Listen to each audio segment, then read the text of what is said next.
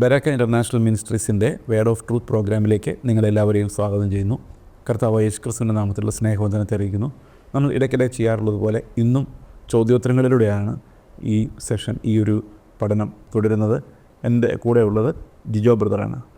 അടുത്തൊരു പ്രധാനപ്പെട്ട ഒരു ചോദ്യം ചോദിക്കാനുള്ളത് ഈ പെന്തക്കോസ്ത് സഭകളിലെ പൊതു ചടങ്ങുകളെക്കുറിച്ചാണ്. മരണാനന്തര ശുശ്രൂഷ, കല്യാണം, ഇത്തരം പരിപാടികളിൽ അവിശ്വാസികൾ വരുമ്പം അവർക്ക് സഹിക്കാൻ പറ്റാത്ത അവസ്ഥകൾ വന്നത്. ഒന്നാമത് ഇത് ഭയങ്കര ലോങ് ആയിട്ടുള്ള വളരെ ദീർഘമേറിയ ചടങ്ങുകളായിട്ട് കണ്ടേക്കുന്നത് പലപ്പോഴും പലർക്കും അസ്വസ്ഥതയുണ്ടാക്കുകയാണ്. അപ്പം ഇതിനെക്കുറിച്ച് ഇതെങ്ങനെയായിരിക്കണം, ഇതിന് വല്ല ഒരു ബൈബിൾ എന്തെങ്കിലും പറയുന്നുണ്ടോ, അല്ലെങ്കിൽ ഇതെങ്ങനെയാണ് നമ്മളിതൊന്ന് കൈകാര്യം ചെയ്യുന്നത്? പ്രധാനപ്പെട്ടൊരു കാര്യം എന്ന് പറയുന്നത് എങ്ങനെ വിവാഹം നടത്തണമെന്നോ എങ്ങനെ മരിച്ച അടക്കം നടത്തണമെന്നോ ബൈബിളിലില്ല എന്നുള്ള. ശരിക്കും ഈ ശിഷ്യന്മാരാരും പോയി കല്യാണം നടത്തിയതായിട്ടോ ശവസംസ്കാരം നടത്തിയതായിട്ടോ ഒന്നും നമ്മൾ വായിക്കുന്നില്ല. ഈ ശവസംസ്കാരം നടക്കുമ്പോഴും സ്തെഫാനോസ് മരിക്കുമ്പോൾ ഭക്തിയുള്ള പുരുഷന്മാർ അവനെ അടക്കം ചെയ്തു എന്ന് മാത്രമേ പറയുന്നുള്ളൂ. ഒരു കല്യാണം ഇവരാരെങ്കിലും പോയി നടത്തുന്നതായിട്ട് അപ്പോസ്തലന്മാർ പോയി ആശീർവദിക്കുന്നതായിട്ടൊന്നും നമ്മൾ കാണുന്നില്ല. അത് ആശീർവദിക്കുന്ന ഓരോ ചടങ്ങിലെ ഓരോ പ്രവൃത്തികൾ അത്ര പ്രധാനമായിരുന്നുവെങ്കിൽ അതൊക്കെ അവർ വ്യക്തമായി അപ്പോസ്തലന്മാർ രേഖപ്പെടുത്തുമായിരുന്നു. ഇപ്പോൾ ഒരു വിവാഹത്തിൻ്റെ അടിസ്ഥാന പ്രമാണം എന്ന് പറയുന്നത് ദൈവം കൂട്ടിയോജിപ്പിക്കുന്നു, മനുഷ്യരതൊരു പ്രോമിസ് വഴി ഏറ്റെടുക്കുന്നു. ഞാൻ നിന്നെ എൻ്റെ ജീവിതത്തിൽ ഭാര്യയായി സ്വീകരിക്കുന്നു, ഭർത്താവായി സ്വീകരിക്കുന്നു, ഉഭയകക്ഷി സമ്മതം ചെയ്യുന്നു. അത്രയേ ഉള്ളൂ. കല്യാണം കഴിഞ്ഞു, ടേസ്റ്റിൽ ഒപ്പിടുന്നു, തീർന്നു. നമ്മുടെ സഭയിൽ നടന്നിട്ടുള്ള എല്ലാ കല്യാണങ്ങളും, കഴിഞ്ഞ വർഷം നടന്നിട്ടുള്ള എല്ലാ കല്യാണങ്ങളും 50-55 മിനിറ്റ്, 1 മണിക്കൂർ താഴെയായിരുന്നു. ആ സമയത്ത് നാട്ടിലുള്ള മുഴുവൻ ആൾക്കാരും വന്ന് ഇവർ ഉപദേശിച്ച ഇവരും എല്ലാം കേൾക്കുമോ? ഇവരുടെ ശ്രദ്ധ അടുത്ത ഫോട്ടോ പരിപാടി എന്താണ്, അടുത്ത ജീവിതം എങ്ങോട്ട്, ഇതാ ഇവർ ആലോചിച്ചുകൊണ്ടിരിക്കുന്നത്.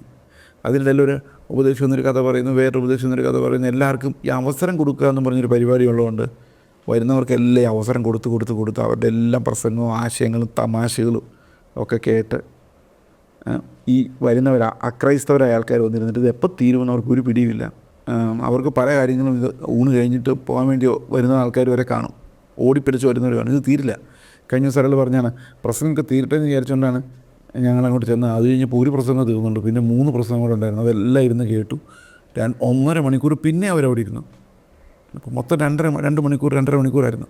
എന്തിനാണ് മറ്റുള്ളവരെങ്ങനെ ബുദ്ധിമുട്ടിക്കുന്നതെന്ന് എനിക്ക് ശരിക്കും നമ്മൾ വലിയ ആളുകൾ, നമുക്കെല്ലാം വിവരമുണ്ട്, അവർക്കാർക്കും വിവരമില്ല എന്ന് കാണിക്കാൻ ഈ സ്റ്റേജിൽ നിന്ന് ഏറ്റവും പ്രധാനപ്പെട്ട പരിപാടി ഇതാണല്ലോ. എനിക്കറിയാവുന്നതൊന്നും നിങ്ങൾക്കറിയത്തില്ല, ഇതാ വേണേൽ കുറച്ച് ജ്ഞാനം പിടിച്ചോ എന്നില്ല. അല്ല, ബൈബിള് ഇത്ര ഡിഫറെൻ്റാണ്. ഞാൻ പറയുന്നത് ഈ വിവാഹ ജീവിതം, കുടുംബജീവിതത്തിനെക്കുറിച്ചൊക്കെ അതിലും ഭയങ്കരമാണ്. മരിച്ചു കഴിഞ്ഞാൽ ഉള്ള ആ ഭീകരാവസ്ഥ. സകല മനുഷ്യരും മരിച്ചു കഴിയുമ്പോൾ പറയുന്നത് ഇപ്പോൾ അയാൾ സ്വർഗത്തിൽ പോയി കർത്താവിൻ്റെ കൂടി ഇരിക്കുവാണ്, കർത്താവിന് വീണ്ടും വരുമ്പം കാണാം. എന്ത് ഗ്യാരണ്ടി അവർക്കുള്ളത് രക്ഷിക്കപ്പെട്ടതെന്ന്. ഞാൻ മനസ്സിലാക്കിയൊരു കാര്യം, മരിച്ചു കഴിയുമ്പം എല്ലാവരും കാൽവിനിസ്റ്റുകളാണ്. ശ്രദ്ധിച്ചിട്ടുണ്ട്? എവിടെയെങ്കിലും ഒരാൾ ഇയാൾ പോകില്ലോ എന്നൊരു ഡൗട്ട് ആരും പറഞ്ഞിട്ടില്ല. മരിക്കുന്ന നിമിഷം വരെ ആർക്കും ഉറപ്പില്ല താനും. മരിച്ചു കഴിഞ്ഞാൽ പിന്നെ സകലമാന മനുഷ്യരും വന്ന് ഇയാൾ സ്വർഗത്തിലാണ്. അപ്പോൾ ഇയാൾ പെർഫെക്റ്റായിട്ട് ജീവിച്ചോ? ഒന്നും പ്രശ്നമില്ല, സ്വർഗത്തിലാണ്. മരിച്ചു കഴിഞ്ഞാൽ പിന്നെ മരണത്തെക്കുറിച്ച് പറയുമ്പോൾ എല്ലാവരും കാൽവിനിസ്റ്റുകളാണ്. ഇതൊരാൾ പറഞ്ഞാൽ പോരെ, ഇത് നാട്ടുകാർ മുഴുവൻ പറയും വീട്ടുകാരെന്ന് ആശ്വസിച്ചോട്ടെ, എന്നാൽ മൈക്ക് ഓഫ് ചെയ്ത് ബറിയിൽ കഴിഞ്ഞിട്ട് വീട്ടിൽ വന്നിരുന്ന് ആശ്വസിപ്പിക്കും. അത് ചെയ്തില്ല. കാരണം പബ്ലിക്കായിട്ടുള്ളൊരു അവസരം കിട്ടി, അത് ശരിക്കും വിനിയോഗിക്കണം. എന്നാൽ ആൾക്കാർ പലരും പറഞ്ഞിട്ടുണ്ട്, ഒരവസരം നേടിയെടുക്കണം, അവിടെ നല്ല വചനം പറഞ്ഞ ആൾക്കാർ ഇമ്പ്രസ് ചെയ്യണം. ഇതാണ് ഇതിൻ്റെ ഉദ്ദേശം. അപ്പോൾ ഇങ്ങനെ വന്നിരിക്കുന്നവരെ ബുദ്ധിമുട്ടിക്കുക, ഏറ്റവും ബ്രീഫായിട്ട് കാര്യമാത്ര പ്രസക്തമായിട്ട് സുവിശേഷം പറയുന്നത് 5 മിനിറ്റ് കൊണ്ട് പറഞ്ഞ്, വിവാഹമാണേലും ഏത് കാര്യമാണെങ്കിലും വളരെ വേഗം ഇത് അവസാനിപ്പിക്കുക എന്നുള്ളത് പ്രധാനപ്പെട്ടൊരു കാര്യമാണ്. പിന്നെ വന്ന് ചെറുക്കൻ ഇങ്ങനെയായിരുന്നു, പെണ്ണിങ്ങനെയായിരുന്നു, അവർ ഭയങ്കര മിടുക്കന്മാരാണ്, ഭയങ്കര ഭക്തന്മാരായിരുന്നു, ഇങ്ങനെയൊക്കെയുള്ള ഇൻട്രൊഡക്ഷൻസും ഇതെല്ലാം ആയി കഴിയുമ്പോഴേക്കും വളരെ ബുദ്ധിമുട്ടാണ്. അതുകൊണ്ട് ആൾക്കാർ പെന്തക്കോസ്ത് കല്യാണം എന്ന് പറയുമ്പോഴേ ആദ്യം ചോദിക്കുന്ന റിസപ്ഷൻ എപ്പോഴാണ്. കാരണം നമ്മുടെ ആൾക്കാരെ ശ്വാസം മുട്ടിച്ചുകൊണ്ടിരിക്കുക. എത്ര മനോഹരമായിട്ട് ചെയ്യാവുന്ന കാര്യം, വളരെ ലളിതമായിട്ട് ചെയ്യാവുന്ന കാര്യമാണ്. 2 മണിക്കൂർ നീട്ടേണ്ട ഒരു കാര്യമില്ല. ഇത് മൈക്ക് കിട്ടിയാൽ വിടാതിരിക്കുന്ന ഒരു പ്രത്യേക പാസ്റ്റർ സ്വഭാവമാണ് അതിൻ്റെ പിന്നിലുള്ളത്. അതുപോലെ വേറൊരു ക്വസ്റ്റ്യൻ, ഇതിൻ്റെ കൂടെ വേറെ തന്നെ പറയാം. ഇതിനകത്ത് കാശിന് പറഞ്ഞൊരു സാധനം കൂടെ ഉണ്ട്. അപ്പോൾ 5 മിനിറ്റ് പ്രസംഗിച്ചാൽ അത് പ്രത്യേകിച്ച് മരണത്തിന് വരെ ഈ കാശ് വാങ്ങിക്കുന്ന ആൾക്കാർ പ്രസംഗിക്കുക കാശ് വാങ്ങിക്കണം. വിവാഹം നടത്തുന്നത് എന്തുകൊണ്ടാണ് അപ്പോസ്തലന്മാർ വിവാഹം ഒന്നും നടത്തിയപ്പോൾ നമ്മൾ കാണുന്നില്ലെങ്കിൽ ഇവിടുത്തെ ആധുനിക ശുശ്രൂഷകർ, അത് സെൻട്രൽ പാസ്റ്റ് തൊട്ട് മുകളിലോട്ടുള്ളവർ ഈ കല്യാണം നടത്താൻ വേണ്ടി ഓടിപ്പാഞ്ഞ് നടക്കുന്നത് എന്തിനാണെന്ന് വെച്ച് കഴിഞ്ഞാൽ അതിനകത്തൊരു ശുശ്രൂഷയുണ്ട്. ആ ശുശ്രൂഷയ്ക്കകത്തൊരു സന്തോഷമുണ്ട്. ആ സന്തോഷം കൈനീട്ടി വാങ്ങിക്കാൻ വേണ്ടി ഇതെല്ലാം ഒരു ബിസിനസ്സിൻ്റെ ഭാഗമാണ്. ഈ ശുശ്രൂഷകൾ ഉണ്ടാക്കിയെടുക്കുക, അത് പ്രത്യേക രീതിയിലാക്കുക. ഇപ്പം അച്ഛന്മാർ സുറിയാനി ചൊല്ലി കല്യാണം നടത്തും, ചപ്പിയന്മാർക്ക് പറ്റത്തില്ല, നമ്മളെ കൊണ്ട് സാമാന്യ ജനത്തിന് പറ്റത്തില്ല. അപ്പോൾ അവർ ഒരു സ്പെഷ്യൽ ചടങ്ങ് ഉണ്ടാക്കി വെച്ചിരിക്കുന്നതിനാണ് അവരുടെ പൗരോഹിത്യം പ്രിസർവ് ചെയ്യാൻ വേണ്ടിയാണ്. അതുപോലെ തന്നെയാണ് പെന്തക്കോസ്തിലും ഈ പ്രത്യേക ചടങ്ങുകളൊക്കെ കൂടിക്കൂടി വരുന്തോറും പൗരോഹിത്യം പ്രിസർവ് ചെയ്യപ്പെടുകയാണ്. എല്ലാവർക്കും അത് പറ്റത്തില്ല, ഞങ്ങളെ കൊണ്ട് ഇത് പറ്റുള്ളൂ, ഞങ്ങൾ നടത്തിയാൽ ഇത് ഭംഗിയാവുകയുള്ളൂ, അങ്ങനൊരു ഇമ്പ്രഷൻ ഉണ്ടാക്കാൻ വേണ്ടി വേണ്ടിയാണ്. ഇതിനകത്ത് സാമ്പത്തികം, ബിസിനസ്, മറ്റേ എന്താ പറയുന്നത്, ഇങ്ങനെയുള്ള അനേകം കാര്യങ്ങൾ ഇതിനകത്ത് അടങ്ങിയിട്ടുണ്ട്. അതുകൊണ്ടാണ് ഇത് നീണ്ടു പോകുന്നത്. അതുപോലെ നമ്മുടെ ഈ സഭകളിലെ ഞായറാഴ്ചകളിലെ ശുശ്രൂഷയിൽ ആ ക്രമത്തിൽ ഈ സങ്കീർത്തനം എന്ന് പറയുന്നൊരു ഭാഗമുണ്ട്. പല സഭകളിലും ഇപ്പോൾ സങ്കീർത്തനം വായനയുണ്ട്, വാക്യപ്രതിവാക്യമായിട്ട് സങ്കീർത്തനം വായിക്കുന്നത്. എന്നാൽ പുതിയ നിയമത്തിൽ നമ്മൾ ലേഖനങ്ങളിൽ കാണുന്നുണ്ട് സങ്കീർത്തനങ്ങളാലും സ്തുതികളാലും ആത്മീയ ഗീതങ്ങളാലും തമ്മിൽ പ്രബോധിപ്പിക്കാനായിട്ട്.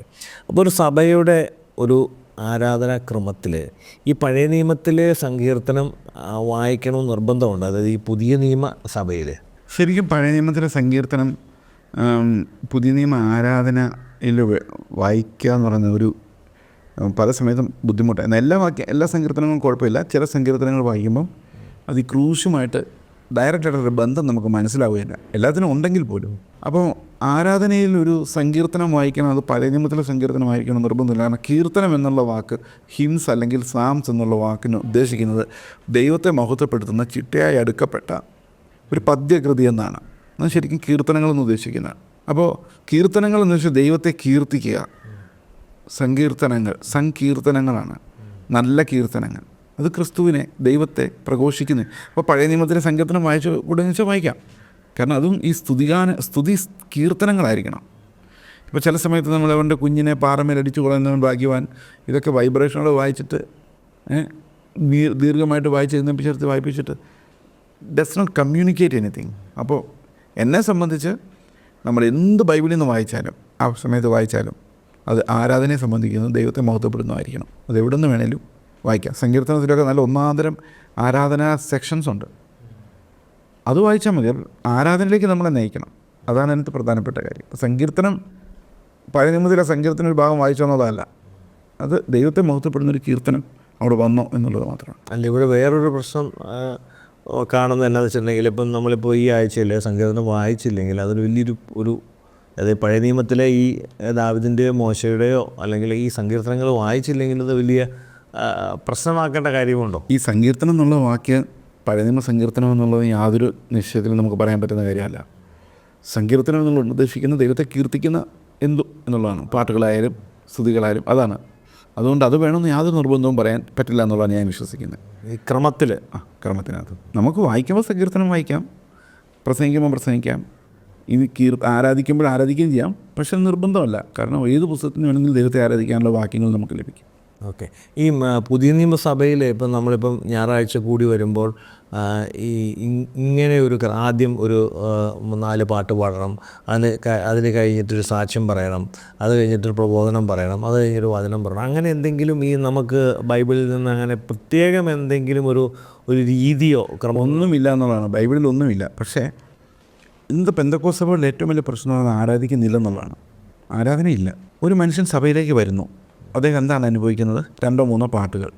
ആ പാട്ടുകൾ ഒരുപക്ഷെ ഞാനൊരു ചർച്ച ചെന്നപ്പോൾ അവിടെ പാടിക്കൊണ്ടിരുന്ന പാട്ട്, വീണ്ടെടുക്കപ്പെട്ട കൂട്ടമേ വേഗം ഉണർന്നു രക്ഷിതാവിൻ വേല ചെയ്തിടാം. ആരാധനയല്ലത്. അതുപോലെ അന്ത്യകാലം വന്നെടുത്തു പെന്തക്കോസിൻ ജ്വാലയാണ്. ഇത് ഈ പാട്ട് തന്നെയാണെന്ന് തോന്നുന്നു. പിന്നെ അലറിയോടുന്നു ഭാഷ, ഇതെല്ലാം ഈ കാലഘട്ടത്തെക്കുറിച്ച് പാടുന്ന പാട്ടുകളാണ്. കർത്താവിൻ്റെ അന്ത്യകാലം വരാറായി. അത് ആരാധനാഗീതങ്ങളല്ല. പക്ഷേ അത് ആരാധനാഗീതങ്ങളായിട്ട് പെന്തക്കോസ്തുകാർ ഉപയോഗിക്കാനുള്ള കാരണം അതിന് താളമുള്ളത് കൊണ്ടും ആ താളം അന്യഭാഷ പറയുന്നവരെ സഹായിക്കുന്നുണ്ടെന്നുള്ളതുകൊണ്ടുമാണ്. 2-3 പാട്ട് അങ്ങനത്തെ പാടുന്നു. പിന്നെ സങ്കീർത്തനം വായിക്കും. നേരത്തെ പറഞ്ഞ പോലെ പഴയ നിയമത്തിൽ ദാവീദിൻ്റെ സങ്കീർത്തനം വായിക്കും. അതിനുശേഷം സാക്ഷ്യം പറയുന്നു. സാക്ഷ്യം എന്താ പറയുന്നത്? കഴിഞ്ഞ ആഴ്ച ഞങ്ങൾ നാട്ടിൽ വന്നു, ഭയങ്കര യാത്രയെല്ലാം ദൈവം സഹായിച്ചു. നാളെ മടങ്ങിപ്പോൾ ഒരു ശാസ്ത്രി പറയും, ഒരു ഒറ്റ ലൈനിൽ പറയും, കഴിഞ്ഞ ആഴ്ചകളിൽ പെട്ടെന്ന് നമ്മുടെ സഭയിൽ വരാനിടയായി, യാത്രയെല്ലാം കൂടി ഇരുന്നു, നാളെ അടുത്ത ആഴ്ച മടങ്ങിപ്പോയാണ്, നിങ്ങൾ എനിക്ക് വേണ്ടി പ്രാർത്ഥിക്കും. ഈ ഒരു സ്റ്റൈൽ വളരെ പെട്ടെന്ന് പറഞ്ഞു തീർക്കും. ഞാൻ കണ്ടിട്ടുള്ള അങ്ങനെയൊക്കെയാണ്. അനേകർ മരിച്ചു പോയിട്ടും അനേകം ഈ കഴിഞ്ഞ ആഴ്ചകളൊക്കെ മരിച്ചുപോയി, അനേകം ആൾക്കാർ ആശുപത്രി കിടക്കുന്നു. ഞങ്ങളെ മാത്രം നിൻ്റെ അടുത്തേക്ക് കൊണ്ടുപോകാതെ ഇവിടെ ഇട്ടതിന് വളരെ നന്ദി. ഇങ്ങനെയൊക്കെയാണ് പറയുന്നത്. പിന്നെ ഇങ്ങനെയുള്ള ഈ സാക്ഷ്യങ്ങൾ കഴിഞ്ഞ ശേഷം മധ്യസ്ഥ പ്രാർത്ഥനയാണ്. അതും വിഷയങ്ങൾ. പിന്നെ ഒരു സ്പെഷ്യലിസ്റ്റ് പ്രസംഗകനുണ്ടാവും. പുള്ളി വന്നിട്ട് മോശയുടെ സ്പെഷ്യലിസ്റ്റ് ആയിരിക്കും. ചിലപ്പോൾ മോശയെക്കുറിച്ചായിരിക്കും പറയുന്നത്, ദാവീദിനെക്കുറിച്ചായിരിക്കും പറയുന്നത്. എല്ലാവരും പറഞ്ഞു, ഭയങ്കര പ്രസംഗമായിരുന്നു, ഉണർവായിരുന്നു, മ്യൂസിക് തകർത്ത് വാരുകയായിരുന്നു. പക്ഷേ യേശു ക്രിസ്തുവിനെക്കുറിച്ചൊന്നും പറഞ്ഞില്ല, രക്ഷയെക്കുറിച്ചൊന്നും പറഞ്ഞില്ല, വീണ്ടെടുപ്പിൻ്റെ ഒരു വാക്കുപോലും നന്ദി പറഞ്ഞില്ല. കർത്തൃമേശങ്ങളില്ലെങ്കിൽ പിന്നെ അത് ഓർക്കുക പോലുമില്ല മനുഷ്യൻ. അപ്പോൾ ശരിക്കും പെന്തക്കോസ്ത് സഭയിൽ സങ്കീർത്തനം ഉണ്ടാവില്ല എന്നുള്ളതല്ല ഇവിടുത്തെ പ്രശ്നം. ക്രിസ്തു ഇല്ലെന്നുള്ള, ക്രിസ്തുവിനെക്കുറിച്ച് ഒരു അക്ഷരം പോലും മിണ്ടുന്നില്ല. ഒരു സിനഗോഗ് വർഷിപ്പ് പോലെ യഹോവയെ സ്തുതിച്ച് ക്രിസ്തുവിലൂടെ വെളിപ്പെടാതെ യഹോവയെ സ്തുതിച്ച് മടങ്ങിപ്പോകുന്ന ഒരു കൂട്ടമാണ്. ഇത് കേൾക്കുന്ന നിങ്ങളുടെ സഭയിൽ ഇത് തന്നെയാണ് ആവർത്തിക്കുന്നതെങ്കിൽ അതൊരു ക്രിസ്തീയ സഭയല്ല. ക്രിസ്തു മഹത്വപ്പെടാത്ത കുഞ്ഞാടിൻ്റെ മുൻപിൽ രക്ഷയോർത്ത് അറുക്കപ്പെട്ട കുഞ്ഞാടിനെ മഹത്വപ്പെടുത്താത്ത സഭകൾ അനേകമുണ്ട്. അവർ പറയുന്നത് നിങ്ങൾക്ക് വേണ്ടി ജീവൻ കളഞ്ഞ ക്രിസ്തു എന്നല്ല, കഴിഞ്ഞ ആഴ്ച നമ്മളെ കാത്തു സൂക്ഷിച്ച, അത് ഈ ലോകത്തുള്ള എല്ലാവരെയും കർത്താവ് കാത്തു സൂക്ഷിച്ചിട്ടുണ്ട്. അംബാനി ഉൾപ്പെടെ ഈ ലോകത്തെ നേതാക്കന്മാർ എല്ലാവരെയും കർത്താവ് കാത്തു സൂക്ഷിച്ചിട്ടുണ്ട്. അതല്ല സാക്ഷ്യം എന്ന് പറയുന്നത് എനിക്ക് വേണ്ടി കാൽവരി ക്രൂശിൽ കർത്താവ് മരിച്ചു, ആ മരണത്താൽ എൻ്റെ മരണം നീങ്ങിപ്പോയി, അവൻ്റെ പുനരുത്ഥാനത്താൽ ഞാൻ നീതീകരിക്കപ്പെട്ടിരിക്കുന്നു, എനിക്കൊരു വാഗ്ദത്ത ദേശം കർത്താവ് വെച്ചിരിക്കുന്നു. ഇതാണ് നമ്മുടെ ആരാധനയുടെ അടിസ്ഥാനം. അത് എൻ്റെ മെറിറ്റല്ല, ദൈവമേ നിൻ്റെ മെറിറ്റാണ്, നീയാണ് സ്തുതിക്ക് യോഗ്യൻ. ഇത് പറയാതെ നമ്മൾ കൈയടിച്ചാലും തുള്ളിയാലും ബഹളം വെച്ചാലും കഴിഞ്ഞ ആഴ്ച നടത്തേണ്ട കാര്യം പറഞ്ഞാലും ഇതൊന്നും ആരാധനയാകുന്നില്ല. ആരാധന എന്ന് പറഞ്ഞാൽ ദൈവത്തെ മഹത്വപ്പെടുന്നു. You have to confess the lamb is വർത്തി.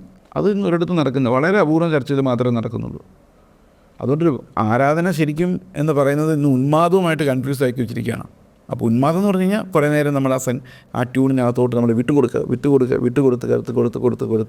നമ്മുടെ ഒരു കൺട്രോൾ പോയ അവസ്ഥയിൽ ഏതോ ഒരു അന്തരീക്ഷത്തിൽ കയറും. എക്സ്റ്റസി, ഉന്മാദം, ചുറ്റും നടക്കുന്ന അറിയത്തില്ല, നമ്മൾ പൊങ്ങി പറന്ന് നടക്കും. കഞ്ചാവ് അടിക്കുന്നവരിങ്ങനെ തന്നെയാണ് പറയുന്നത്.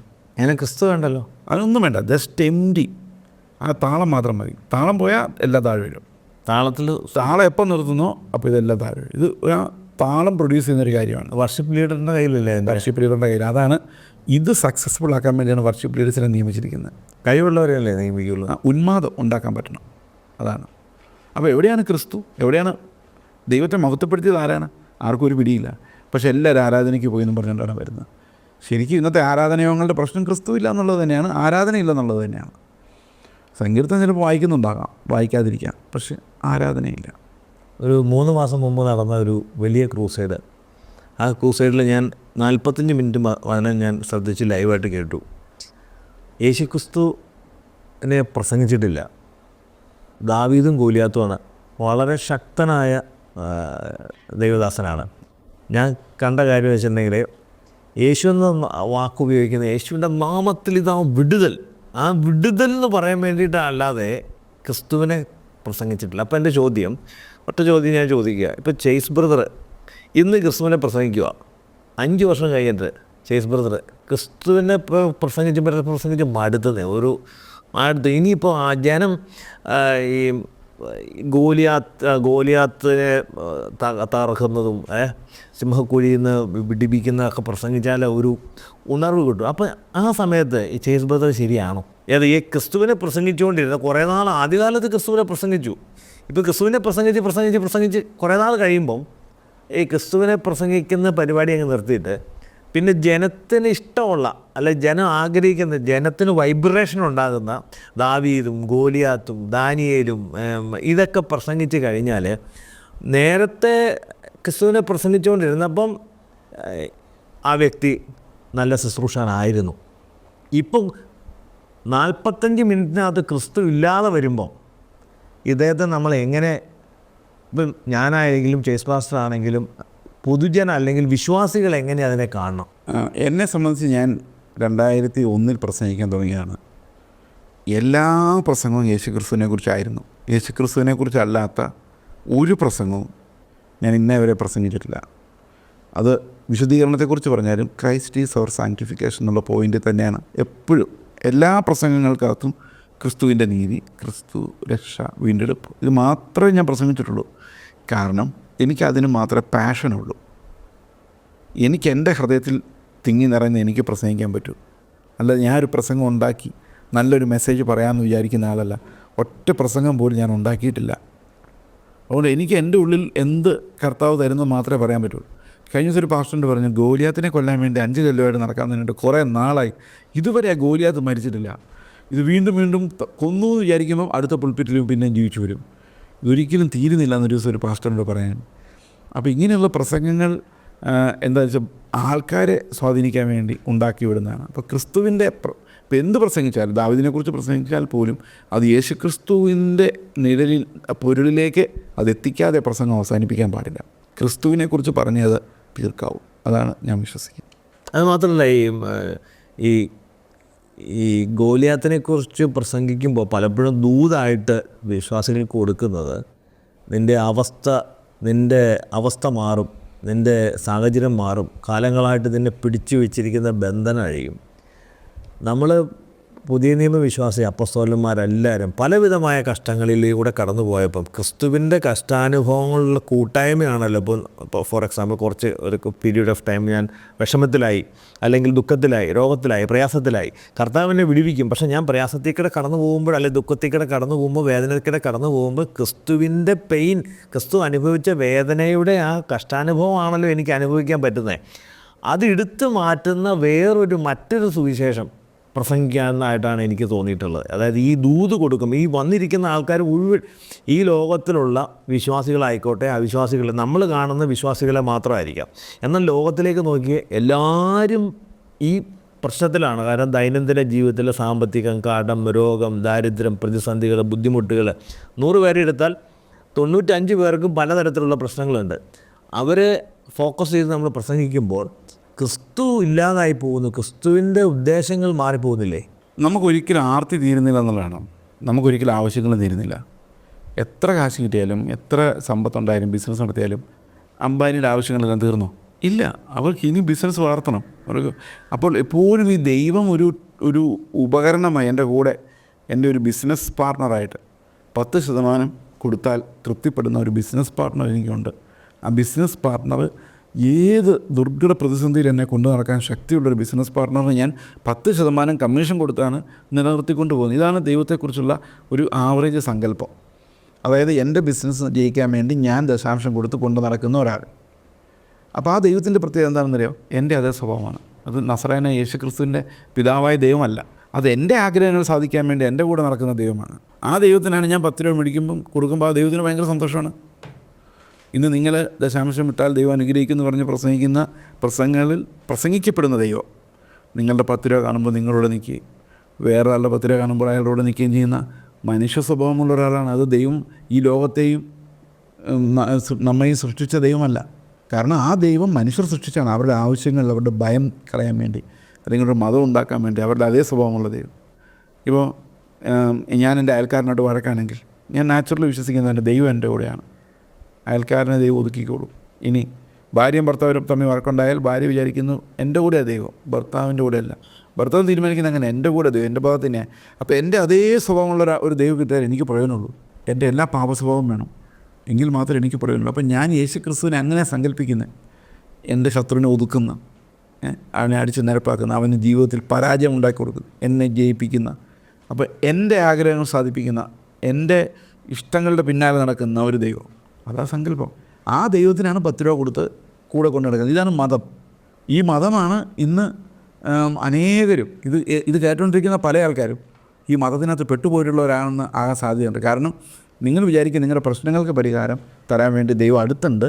പക്ഷേ 10% കൊടുത്ത് അത് ആർക്ക് കൊടുക്കണം? ദൈവത്തിന് വേണ്ട, ഈ ഏജൻറ്റുമാരുണ്ട്. ഞാനൊരു ചെറിയ കഥ എന്നോട് പറയാം. ഞാൻ 2007 ഞാൻ ബൈക്കിന് ലൈസൻസ് എടുക്കുന്നത്, ബൈക്ക് ഓടിക്കാൻ. അപ്പോൾ അതുവരെ എനിക്ക് ബൈക്ക് ഓടിക്കാനും സൈക്കിൾ ഓടിക്കാനും ഒന്നും അറിയില്ല. ഇപ്പോഴും സൈക്കിൾ ഓടിക്കാൻ അറിയില്ല. ഇപ്പോൾ മിഷൻ ഫീൽഡിലായിരുന്നപ്പോൾ ഒരാളൊരു ബൈക്ക് തന്നാണ്, അപ്പോൾ അത് ഓടിക്കാൻ അറിയില്ല. പക്ഷേ ഈ ബൈക്ക് ഓടിച്ചാൽ മാത്രം പോരാ, ലൈസൻസ് വേണമല്ലോ. അപ്പോൾ ലൈസൻസ് വേണമെങ്കിൽ 1500-2000 രൂപ മറ്റാണെന്ന് ഈ ബൈക്കിൻ്റെ ലൈസൻസ് കിട്ടാൻ വേണ്ടി. അപ്പോൾ ഞാൻ നോക്കിയിട്ട് 1000 രൂപ തൊട്ട് 500 രൂപ എടുക്കാൻ എൻ്റെ കയ്യിലില്ല. അപ്പോൾ ഇതെങ്ങനെ ചെയ്യും? അങ്ങനെ എനിക്ക് ഒരു ദിവസം ഒരു പാസ്റ്റർ എൻ്റെ വീട്ടിൽ വന്നു പറഞ്ഞു, ഞാൻ ലൈസൻസ് എടുത്ത് കേട്ടോ ചേസ് പാസ്റ്ററെ, തെലുങ്കിലാണ്. അപ്പം ചോദിച്ചു എത്ര രൂപയായി? പുള്ളി പറഞ്ഞ 65 രൂപ. അതെങ്ങനെ സാധിച്ചു? 65 രൂപയ്ക്ക് ലൈസൻസ് കിട്ടുക? എൻ്റെ ചേസ് പാസ്റ്ററെ, ഇത് ഏജൻറ്റുമാർ വഴി പോയാൽ 2000 രൂപ അവന്മാർ മേടിക്കും.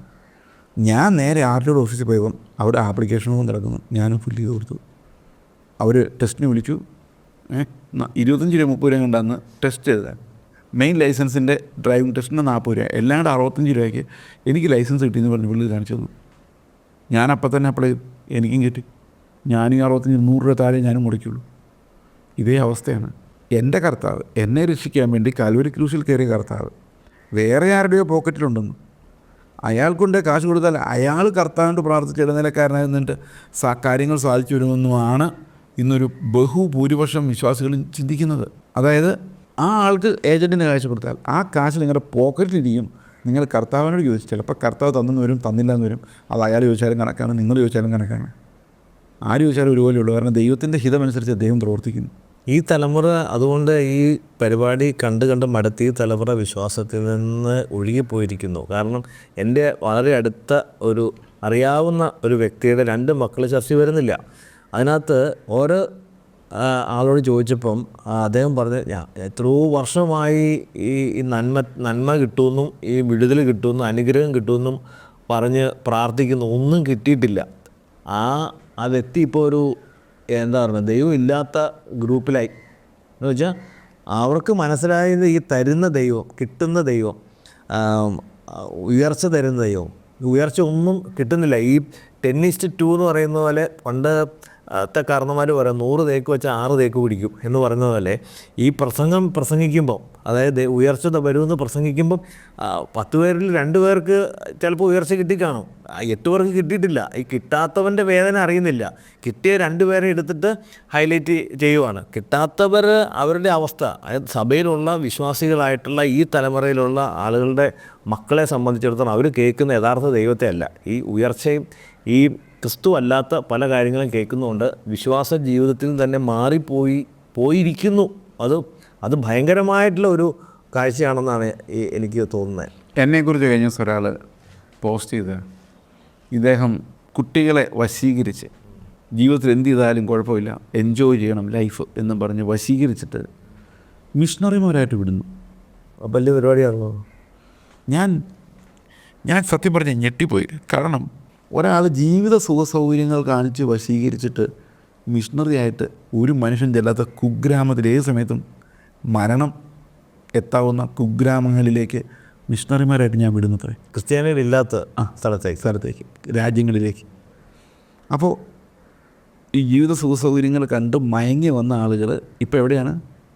ഈ കുഗ്രാമങ്ങളിൽ അവിടെ ഒന്നും ഇല്ലാത്ത സ്ഥലത്ത് ജീവിക്കുകയാണ്. അപ്പോൾ ആൾക്കാർ ഇങ്ങനെ ആകർഷിക്കുന്നതെന്നാണ്. അപ്പോൾ ഈ ആളുകളെ ആകർഷിക്കുന്നുണ്ട് ആൾക്കാർ, പക്ഷെ ക്രിസ്തുവിലേക്കല്ല. നമ്മൾ ഈ കഴിഞ്ഞ 8 വർഷമായിട്ട് യേശു ക്രിസ്തുവിനെ കുറിച്ചല്ല ഒന്നും പ്രസംഗിച്ചിട്ടില്ല. അതുകൊണ്ടാണ് ആളുകൾ സുവിശേഷ വേലയ്ക്ക് ഇറങ്ങുന്നത്, മിഷണറി വേലയ്ക്ക് ഇറങ്ങുന്നത്. ഇപ്പോഴും മിഷണറി വേലയ്ക്ക് ഇറങ്ങാൻ കാത്തിരിക്കുന്ന കുട്ടികളുണ്ട്, യൗവനക്കാർ, 30 വയസ്സ് താഴെ എല്ലാവരും. അപ്പോൾ അത് എന്തുകൊണ്ടാണെന്ന് വെച്ചാൽ ക്രിസ്തുവിനെക്കുറിച്ച് പ്രസംഗിക്കുന്നുണ്ട്. ആ വചനമാണ്, അതിനകത്ത് വേറെ കഥകളോ ആൾക്കാരെ ഇമ്പ്രസ് ചെയ്യാൻ വേണ്ടിയല്ല. അപ്പോൾ കുട്ടികൾ ഇന്ന് വിശ്വാസത്തിൽ വരാതിരിക്കുന്നതിന് പ്രധാനപ്പെട്ട കാരണം ദൈവം നമുക്ക് തരുന്നത് അനുദിന ഉപജീവന എൻജോയ്മെൻറ്റുകളല്ല, അത് നിത്യമായ രക്ഷയുടെ വാഗ്ദത്തങ്ങളാണ് എന്ന് ഈ കുട്ടികൾക്ക് ആരും പറഞ്ഞു കൊടുത്തിട്ടില്ല. അവരിപ്പോഴും ഈ വിഷയങ്ങളുടെ വിടുതൽ തിയോളജി അപ്പനും അമ്മയും പുറകെ നടന്നിട്ടൊന്നും കിട്ടാതെ കഷ്ടപ്പെട്ട് ഇപ്പോഴും ജീവിക്കുന്നു. പൈസ മുഴുവൻ പാസ്റ്റർമാർ കൊണ്ടേ തീർക്കുന്നു. ഇതാണ് ഈ പിള്ളേർ കാണുന്നത്. അപ്പോൾ ശരിക്കും ആത്മരക്ഷയാണ് ദൈവം തരുന്ന ഏറ്റവും വലിയ അനുഗ്രഹമെന്ന് ഇവർക്ക് മനസ്സിലാകുന്നില്ല. അപ്പോൾ അതുകൊണ്ട് ഇന്നത്തെ തലമുറയ്ക്ക് വിശ്വാസമില്ല. അപ്പോൾ ഞാൻ പല ക്യാമ്പുകളിൽ പോയി ഞാൻ പറഞ്ഞു, നിങ്ങൾ പാസ്റ്റേഴ്സോട് പറയാം ക്രിസ്തുവിനെക്കുറിച്ച് പ്രസംഗിക്കും. സൗകര്യമില്ലേ? ഞങ്ങൾ പോവാണ്, ഞങ്ങൾക്ക് ഇവിടെ നിന്ന് നശിച്ചു പോകാൻ വയ്യ. ഈ കഥകൾ തന്നെ പിന്നെയും കേട്ട്, കണക്കുകൾ പിന്നെയും കണ്ട്, കെട്ടിടം പണി, ഇങ്ങനെയുള്ള കാര്യങ്ങൾക്കകത്ത് പൊളിറ്റിക്സ്. കഴിഞ്ഞ ദിവസം ഈ അടുത്ത കാലത്ത് ഒരു എസ്റ്റാബ്ലിഷ് ചർച്ചിൽ നിന്ന് വന്ന ഒരു കുട്ടി, ആ കുട്ടിയോട് അവരുടെ പാസ്റ്ററിന് ചോദിക്കുകയാണ്, നീ എന്തിനാ പോയത്? അപ്പോൾ കുട്ടി പറഞ്ഞത്, ഇവിടെ ഞാൻ 25 വർഷമായിട്ടുണ്ടായിരുന്നു, ഇന്നേ വരെ രക്ഷ എന്നൊരു വാക്ക്, നിത്യജീവൻ എന്നൊരു വാക്ക്, വിശുദ്ധീകരണം എന്നൊരു വാക്ക്, നീതീകരണം എന്നൊരു വാക്ക് ഞാൻ കേട്ടിട്ടില്ല. ഞാൻ കേട്ടത് മുഴുവൻ വിഷയങ്ങളുടെ വിടുതലിൽ നിന്ന് കിട്ടുന്നുമില്ല. അല്ല, ഇങ്ങനെ പറയുമ്പോഴുള്ള പ്രശ്നം എന്നറിയോ? ഇങ്ങനെ പറയുമ്പം സഭകളെ പൊളിക്കാൻ ഇറങ്ങിയിരിക്കുന്ന പുതിയ അഭിനവ സാത്താൻ്റെ കുഞ്ഞെന്ന് പറഞ്ഞ കമൻറ്റുണ്ട് ആരെക്കുറിച്ച്, ചേസ് ബ്രദറിനെ കുറിച്ച്. അതായത് ഇങ്ങനെ ക്രിസ്തു ഇല്ലാത്ത സഭയിൽ നിന്ന് നമ്മളിപ്പം നിങ്ങൾ എവിടെ നിൽക്കണ്ട, നിങ്ങൾ ഇറക്കി ക്രിസ്തു ഉള്ള സഭയിലേക്ക് പോകാൻ എന്ന് പറയുമ്പോൾ ഒരു സാമ്രാജ്യത്തിനും ഒരു ബ്രേക്ക് വരുവാണ്. ക്രിസ്തു അടിസ്ഥാനമായി പണിയാത്തതല്ല ഇറങ്ങി പോകണം. യേശുക്രിസ്തു ഒരു സഭയുടെ ഫൗണ്ടേഷൻ അല്ലെങ്കിൽ ആ സഭയ്ക്ക് അവിടെ നിലനിൽക്കാൻ യാതൊരു അവകാശവുമില്ല. നമ്മളെ സംബന്ധിച്ച് ഡീനോമിനേഷൻ എന്ന് പറഞ്ഞൊരു കൺസേൺ ഇല്ല. അത് IPC ആകട്ടെ, AG ആകട്ടെ, ചർച്ച് ഓഫ് ഗോഡ് ആകട്ടെ, എന്തും ആയിക്കോട്ടെ, അവിടെ ശുശ്രൂഷിക്കപ്പെടുമ്പോൾ യേശുക്രിസ്തു അല്ല അവിടെ സെൻറ്റർ എന്ന് വന്നു കഴിയുമ്പോഴേക്കും അത് ഒരു കാരണവശാലും നിലനിൽക്കാൻ അതിന് അവകാശമില്ല. അവിടുന്ന് ആളുകൾ ഓടി രക്ഷപ്പെടണം. അത് ഇപ്പം പുതിയൊരു ചർച്ച തുടങ്ങിയാൽ, ഇപ്പോൾ നമ്മളൊരു പുതിയ ചർച്ച തുടങ്ങിയാൽ അവിടെ 4-5 വർഷം കഴിയുമ്പോൾ യേശുക്രിസ്തു അല്ല അവിടുത്തെ പ്രധാന വിഷയം കെട്ടിടം പണിയും എന്ന പൊളിറ്റിക്സും ആണെങ്കിൽ ഒരു നിമിഷം പോലും വൈകാതെ പിള്ളേരെ, യൗവനക്കാരെ നിങ്ങളവിടെ കടിച്ചു വന്നിരുന്നിട്ട് നിങ്ങൾക്ക് ഒരു കാര്യമില്ല, കർത്താവിനെ അറിയാൻ സാധിക്കുകയില്ല. അതുകൊണ്ട് യേശുക്രിസ്തുവിനെക്കുറിച്ച് പ്രസംഗിക്കാൻ നിങ്ങളുടെ പാസ്റ്റർമാരെ നിർബന്ധിക്കുക. അവരതിനെ സമ്മതിച്ചില്ലെങ്കിൽ വിട്ടുപോവുക. കാരണം എന്താണ് അവിടെ പ്രയോജനം? ഒരു പ്രയോജനവുമില്ല. എല്ലാ സഭകളിലും യേശുക്രിസ്തുവിനെക്കുറിച്ച് പ്രസംഗിക്കട്ടെ എന്നാണ് എൻ്റെ പ്രാർത്ഥന. പുതിയ സഭകളുണ്ടാകുന്ന നിസ്സാര കാര്യമല്ല, അതൊന്നും എളുപ്പമല്ല. അതുകൊണ്ട് ഇപ്പോഴുള്ള സഭകൾക്ക് സുബോധമുണ്ടായിട്ട് അവർ യേശുക്രിസ്തുവിൻ്റെ സുവിശേഷത്തിലേക്ക് ഫോക്കസ് ചെയ്യുകയും രക്ഷ, വീണ്ടെടുപ്പ്, നിത്യജീവൻ, വാഗ്ദത്തങ്ങൾ ഇതിലേക്ക് മടങ്ങി വരികയും ചെയ്തില്ലെങ്കിൽ ഈ പിള്ളേർ ഇട്ടിട്ട് പോകും. അതിന് ഇട്ടിട്ട് പോകാനോട് പിള്ളേരുണ്ടായിട്ട് വേണ്ട, അത് വേറൊരു കാര്യം. ഉള്ളവർ തന്നെ ഇട്ടിട്ട് പോകും. ആ ഒരവസ്ഥയിലേക്കാണ് ഇത് വരുന്നത്. അതുകൊണ്ട് ദൈവം തന്നിരിക്കുന്ന വിശ്വാസത്തിൻ്റെ നല്ല മാതൃകയെ ഉറപ്പിക്കുവാൻ, അത് ഓരോ സഭകളിലും അത് വിശ്വാസത്തിൻ്റെ അടിസ്ഥാനമായി പണിയുവാൻ, അത് ഓരോ പെന്തക്കോസ്റ്റ് ചർച്ചുകളിലും അല്ലെങ്കിൽ ബ്രദറനായാലും ബാപ്റ്റിസ്റ്റ് ആയാലും എന്തായാലും അവിടെ എല്ലാം യേശുക്രിസ്തു എന്ന അടിസ്ഥാനം വീഴുന്നില്ലെങ്കിൽ അതൊന്നും കർത്താവിൻ്റെ സഭകളല്ല, അത് പൊളിഞ്ഞു പോകുന്നത് തന്നെയാണ് നല്ലത്. നമുക്ക് പ്രാർത്ഥിക്കാം. ഞങ്ങളുടെ സ്വർഗ്ഗസ്ഥ പിതാവേ, അങ്ങ് ഞങ്ങൾക്ക് തന്ന വിശ്വാസത്തിനായി ഞങ്ങൾ നന്ദി പറയുന്നു. കർത്താവെ, അങ്ങ് ആഗ്രഹിക്കുന്ന കൂട്ടായ്മകളിലേക്ക് കർത്താവെ ഞങ്ങളെ നയിക്കണമേ. ദൈവമേ, യേശുക്രിസ്തു എപ്പോഴും ഞങ്ങൾക്ക് അടിസ്ഥാനമായിരിക്കണം. കർത്താവെ, ഞങ്ങളുടെ ആ പ്രാർത്ഥനയെല്ലാം കർത്താവെ അങ്ങേപ്പോലെ ആകുവാൻ കർത്താവെ ഇടയാക്കുന്നതാകണമെന്ന് പ്രാർത്ഥിക്കുന്നു. ഞങ്ങൾക്ക് അങ്ങോട്ട് ആത്മീയ ജീവിതം നൽകണമേ. കർത്താവ് യേശുക്രിസ്തുവിൻ്റെ നാമത്തിൽ തന്നെ ആമേൻ.